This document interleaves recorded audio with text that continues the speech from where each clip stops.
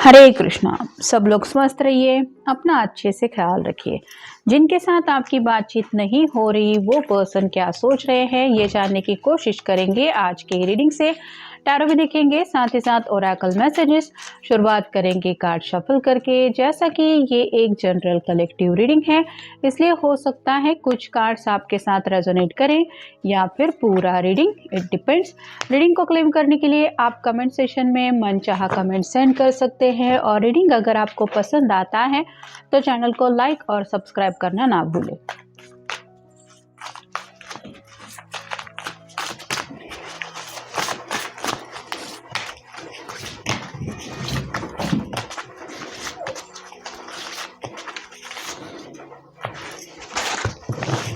शुरुआत करेंगे टैरो से। पहला ही कार्ड मिला है द हैंगमैन का। ये पर्सन कहीं ना कहीं जिंदगी में थोड़ा सा फंसा हुआ महसूस कर रहे हैं। मतलब आगे बढ़ने की चाहत तो है लेकिन कुछ प्रॉब्लम शायद इस तरह से इनको घेरे हुए हैं कि ये चाहते हुए भी आगे नहीं बढ़ पा रहे हैं। साथ ही साथ ये उल्टा लटका हुआ है तो इनको ऐसा लग रहा है कि लोग तो इनको बेवकूफ़ ही समझते हैं कि ये जानबूझ के ऐसी कुछ सिचुएशन में अपने आप को डाल देता है कि हर बार का इसका यही है कि किसी न किसी उलझन में फंस जाता है।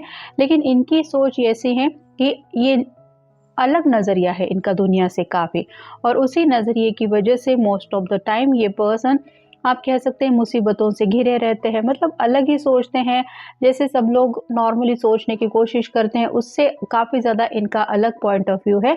जो पॉइंट ऑफ व्यू इनको लग रहा है दुनिया की समझ से तो बाहर ही है, तो थोड़ा सा दुनिया से नाराज होके भी बैठे हैं। अगला कार्ड है eight of cups, water sign Cancer Scorpio Pisces.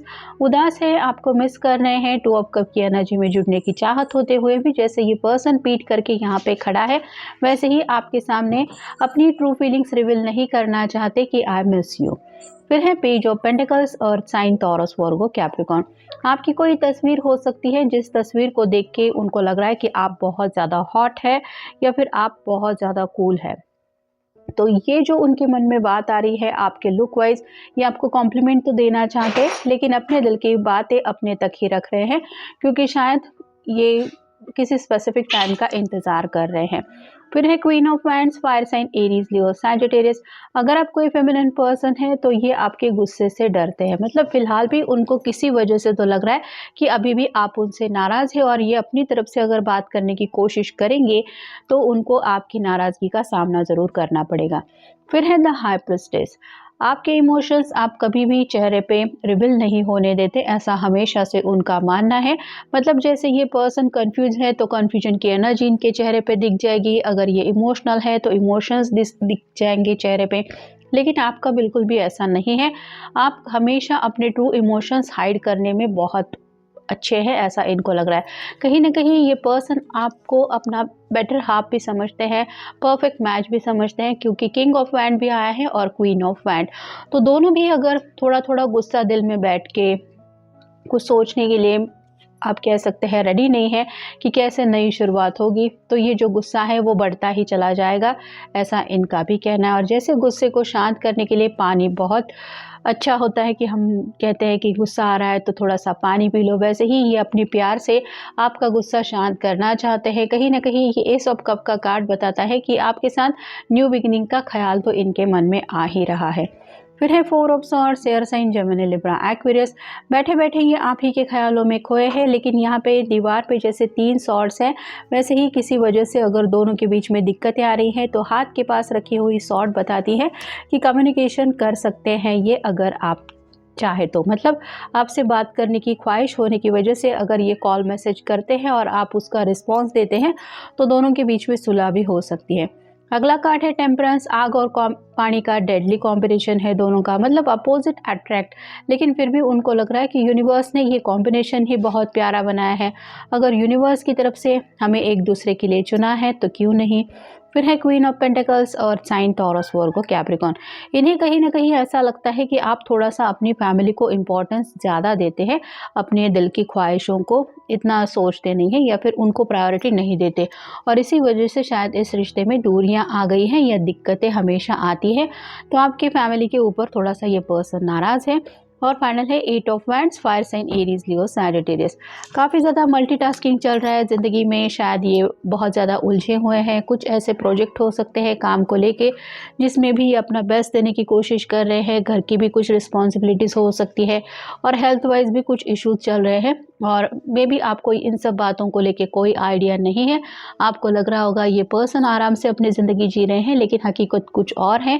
ये तभी आपको पता चल जाएगा जब आप दोनों खुल के बातचीत करेंगे। I am regaining emotional strength.